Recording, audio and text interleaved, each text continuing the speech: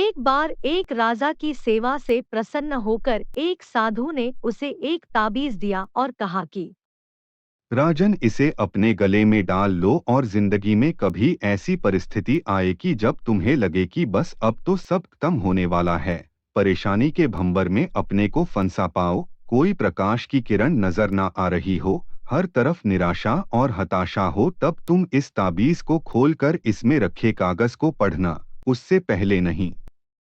राजा ने वह ताबीज अपने गले में पहन लिया।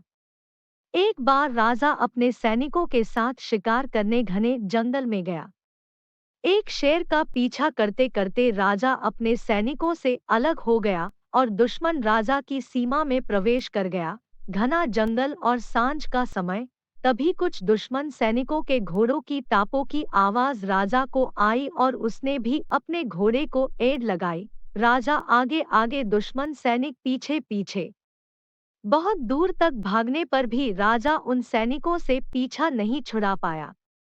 भूख प्यास से बेहाल राजा को तभी घने पेड़ों के बीच में एक गुफा सी दिखी।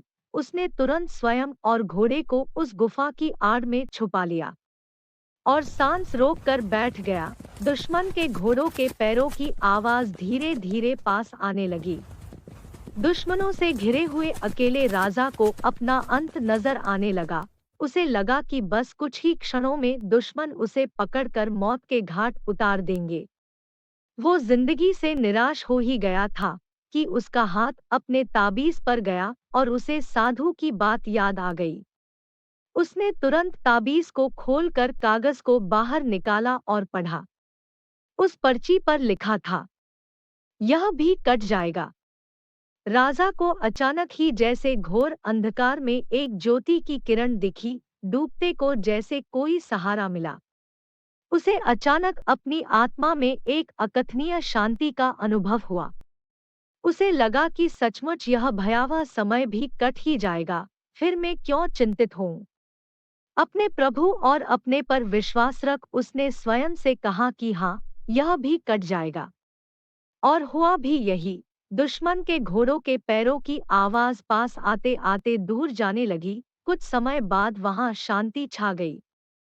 राजा रात में गुफा से निकला और किसी तरह अपने राज्य में वापस आ गया। दोस्तों, यह सिर्फ किसी राजा की कहानी नहीं है, यह हम सब की कहानी है।